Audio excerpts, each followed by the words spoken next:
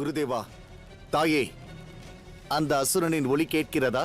ஆம் குருதேவா, அந்த அருணாசுரன் இங்குதான் இருக்க வேண்டும். வாருங்கள். தாங்கள் அந்த ஆதிசக்தி அல்லவா? எங்கள் கணவர்கள் வரவில்லை என்றால் நாங்கள் இங்கேயே உயிர் துறந்து விடுவோம்.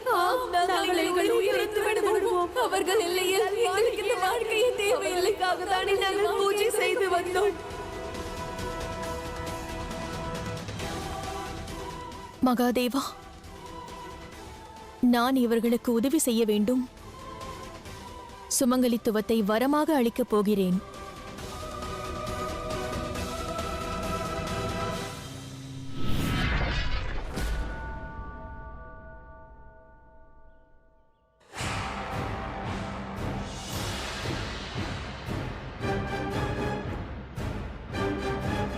என்னை மன்னியுங்கள் தேவி, தங்களால் ஆசி அளிக்க இயலாது. ஏன் யமராஜா? ஏனென்றால் அந்த சூறாவளி காற்றில் இவர்களின் சில கணவர்கள் மண் சரிவிற்கடியில் சிக்கியிருக்கிறார்கள். மகாதேவா, எங்களை காப்பாற்றுங்கள், எங்களை காப்பாற்றுங்கள் மகாதேவா, காப்பாற்றுங்கள் மகாதேவா. இக்காற்று நின்றால் அது புலப்படும்.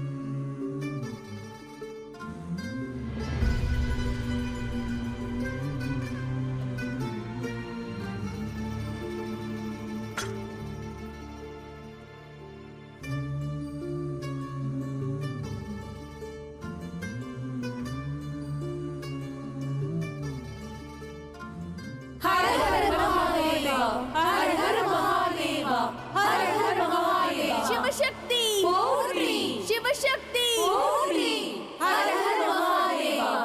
எங்களை மன்னியுங்கள் மகாதேவா. தேவி பார்வதி, இன்று பல வருடங்களுக்கு பிறகு எங்கள் கணவர்கள் வேலை முடித்து இல்லம் திரும்ப இருந்தார்கள். ஆகையால் தான் அவர்கள் வரும் மகிழ்ச்சியை கொண்டாட நாங்கள் தங்களை பூஜிக்க நினைத்தோம். மகிழ்ச்சியான தருணத்தை ஆடி பாடி கொண்டாட நினைத்தோம். ஆனால் எங்கள் ஏற்பாடுகள் அனைத்தும் காற்றில் பறந்து விட்டன. எங்களை மன்னியுங்கள் பிரபு. அனைவரும் அன்பானவர்களாக இருக்கிறார்கள். தங்கள் கணவர்கள் மீண்டு வரும் தருணத்திலும் சிவசக்தியை பூஜிக்க எண்ணுகிறார்கள். ஆம் தேவி,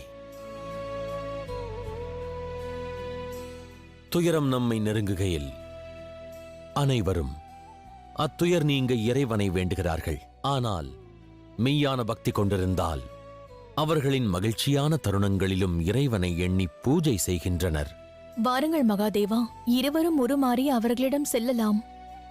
இந்த அலங்காரத்திற்கு நாமும் துணை இருந்து அவர்கள் மகிழ்ச்சியில் நாமும் பங்கு கொள்வோம். நிச்சயமாக. வாருங்கள்.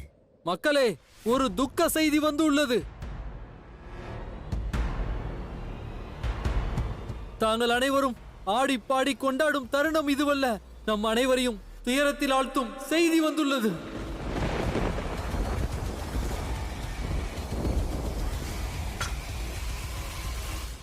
என்ன என்ன கூறுகிறீர்கள்? இந்த சூறாவளி காற்று எவரையும் விட்டு வைக்கவில்லை. எந்த கணவர்களுக்காக காத்து கொண்டிருக்கிறீர்களோ அவர்கள் எவரையும் காணவில்லை.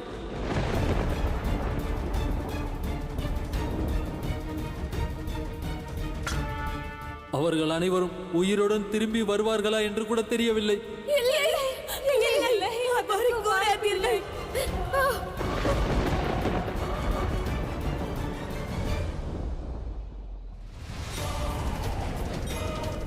மகாதேவா, இந்த பெரும் சூறாவளியில் இருந்து நாங்கள் எவ்வாறு தப்பிப்பது?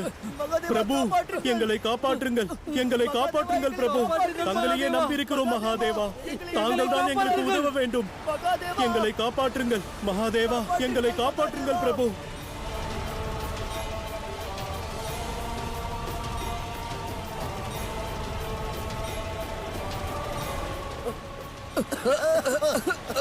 இது சூறாவளி அல்ல, இது நம் உயிரை பறிக்க வந்த காலன்.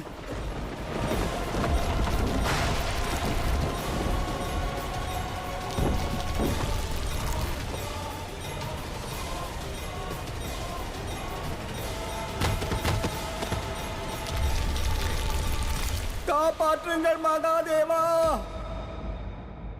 அவ்வாறு நடப்பதற்கு வாய்ப்பில்லை. வாழ்நாள் முழுவதும் நாங்கள் சிவசக்தியை பூஜித்திருக்கிறோம். எங்கள் கணவர்கள் வணிகத்திற்கு சென்ற அந்நாள் முதல் இந்நாள் வரை பூஜிக்கிறோம். அவர்கள் நலனுக்காக தானே நாங்கள் பூஜை செய்தோம். அவ்வாறு மகாதேவர் எங்கள் மாங்கல்யத்தை பறிக்க மாட்டார். எங்கள் கணவர்களை காப்பாற்றுங்கள் மகாதேவா. எங்கள் கணவர்களை காப்பாற்றுங்கள் மகாதேவா. நீங்கள் தான் அவர்களை காக்க வேண்டும் மகாதேவா. தான் காப்பாற்ற வேண்டும். காத்தருளுங்கள் மகாதேவா. அருணாசுரா, அருணாசுரா, அருணாசுரா,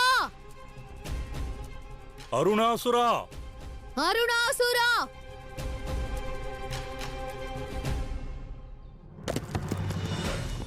பிறகு சிவனை கண்டு எனது சேவகனாக்கிக் கொள்வேன்.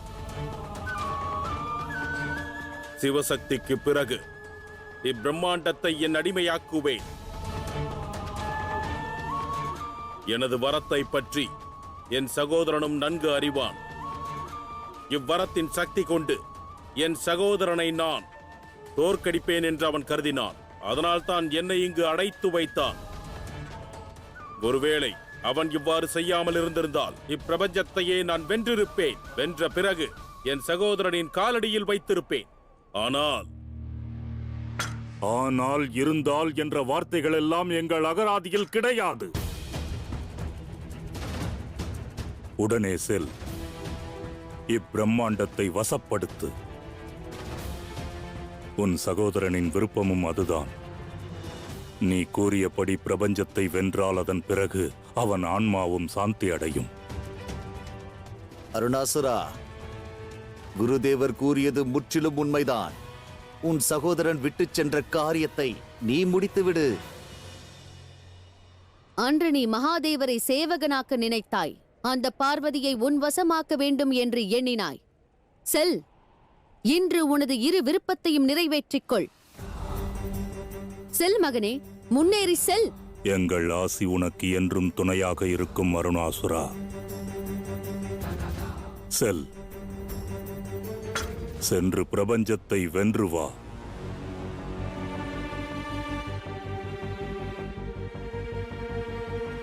வருகிறேன் மகாதேவா. தங்களை என் சேவகனாக, பார்வதியை என் மனைவியாக மாற்றுவதற்கு.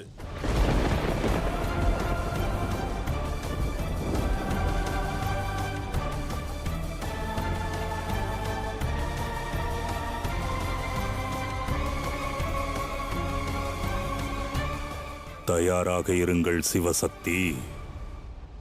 தங்களது காலம் தங்களை நோக்கி வந்து கொண்டிருக்கிறான்.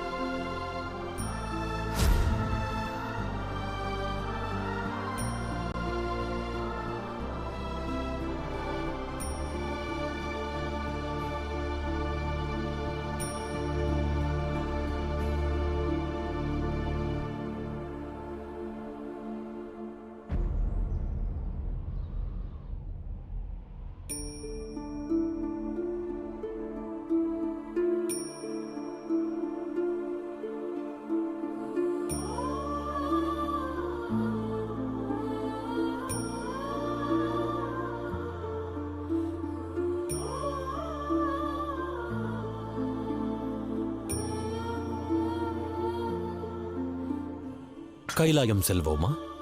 இல்லை மகாதேவா, நான் கைலாயம் செல்ல விரும்பவில்லை.